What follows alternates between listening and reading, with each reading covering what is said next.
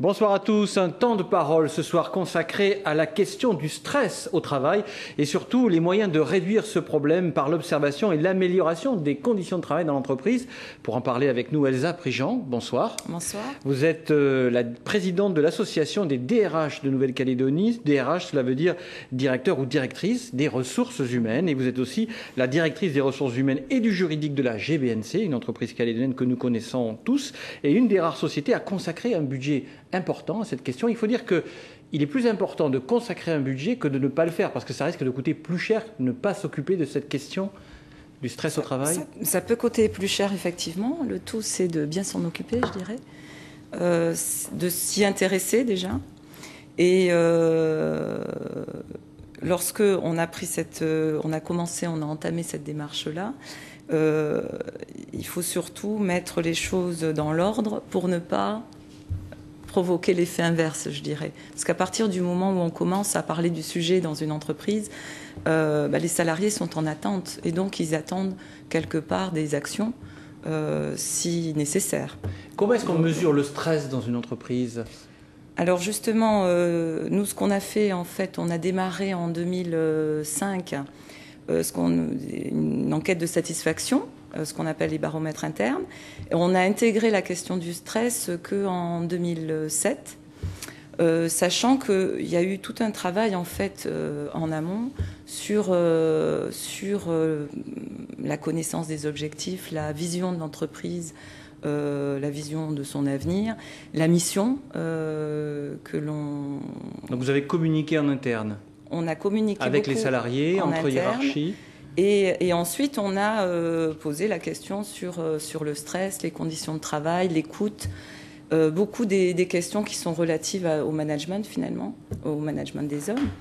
Et c'est vrai qu'il y a 2 ou 3 ans, si on regarde les résultats, on est parti avec largement plus de 50% du personnel qui pensait avoir un réel problème de stress dans son emploi. Donc, à partir de là, on a identifié ce problème.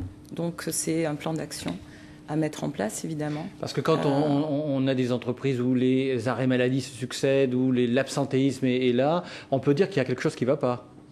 Oui, alors l'absentéisme, c'est un premier critère, mais bon, c'était pas le nôtre, c'était pas ce critère-là. C'était vraiment par rapport aux réponses aux questions, parce que l'ambiance était quand même relativement bonne.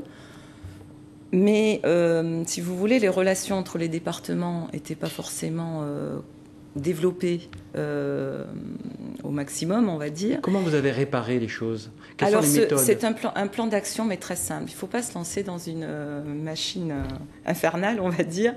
Des actions très simples. Bon, là, une formation déjà, une formation gestion de stress. Et pourquoi une formation ? C'est vrai qu'on ne veut pas que des psychologues dans l'entreprise. Hein. C'est surtout apprendre à se connaître, comprendre en fait le mécanisme du stress et le gérer de manière à le rendre positif. Donc moi-même j'ai suivi la formation, donc je ne suis pas une spécialiste au niveau du stress, mais comprendre le mécanisme. Qu'est-ce qui se passe quand on se confronte à une situation qui n'est même pas conflictuel. Hein, on a tous en mémoire les cas de suicide à France Télécom en métropole, 35 suicides. On a accusé le management. Est-ce que le management peut parfois conduire à des phénomènes de stress au travail parce qu'il n'est pas compris ?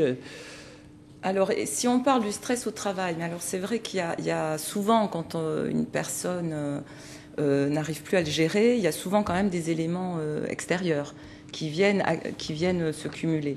Mais si on parle vraiment du stress au travail, qu'on l'a identifié comme tel, les facteurs principaux sont le management, effectivement.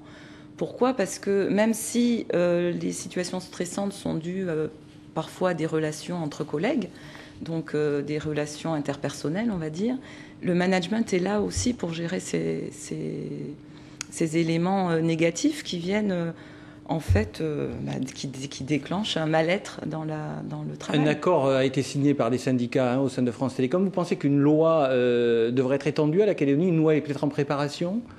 Alors, une loi est en préparation, donc là, je ne sais pas si elle va être votée telle qu'elle. Ce qui est intéressant de voir, c'est que la direction du travail en Calédonie s'est inspirée de la loi en métropole, mais c'est également inspiré du droit québécois, en intégrant dans cette loi harcèlement moral et sexuel. Donc on n'est pas au niveau du stress là, on est bien au-delà, mais elle intègre dedans la question des relations de travail, en obligeant en fait quelque part l'employeur, à partir du moment où il a identifié, ou les partenaires sociaux ont identifié un souci dans les relations de travail, ça va obliger l'employeur à mesurer déjà... Ces fameux questionnaires d'évaluation chaque année, est-ce qu'ils sont valables pour mesurer justement les conditions de travail et le stress? Alors les entretiens annuels, on va dire, tout dépend comment ils sont menés. Je recommanderais vraiment fortement qu'il y ait une formation vraiment approfondie sur les entretiens. Pourquoi? Parce que s'ils sont mal menés, ça peut déclencher l'effet inverse. C'est comme un plan d'action, ou une mesure du stress, sans action derrière ou sans action correcte ou ciblée sur le stress. Merci Elsa Prigent d'être venue dans cette émission pour nous parler de cette question du stress au travail. Pour regarder notre émission à nouveau, www.rfo.fr, à suivre sur RFO d'autres infos.